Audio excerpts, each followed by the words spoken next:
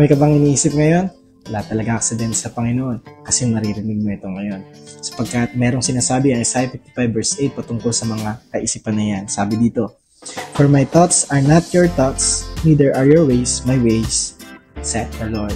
So, kung iisipin natin mabuti, magkaiba talaga ang kaisipan ng Diyos sa kaisipan natin. Yung kaisipan ng Diyos talagang hindi natin maaabot, kundi yung kaisipan natin talagang masama. Kaya nga sa may Eden pa lang, ayaw ni Lord na kainin natin yung fruit na nagbibigay ng knowledge ng good and evil. Kasi kapag nagkaroon tayo nun, yun yung ating pagkakatiwalaan, hindi na yung salita niya.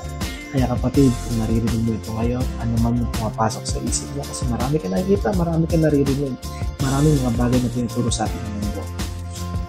Hayaan mong tulungan ka ng Holy Spirit kung paano yun isusurrender sa Kanya.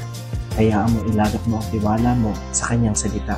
Kasi itong kaisipan natin na masama, bago-bago yan.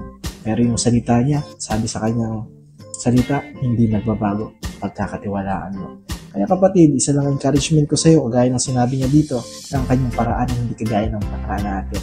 Kaya kung ipagkakatiwala natin yung maraming mga bagay sa Kanya, yung madalas natin iniisip, magugulat ka, ma-amaze ka kung paano kumilos ang Diyos sa buhay mo. Ito ang inyong mailman, nag-iiwan sa iyo ng shalom, o nakatulong sa iyo ang mensahe.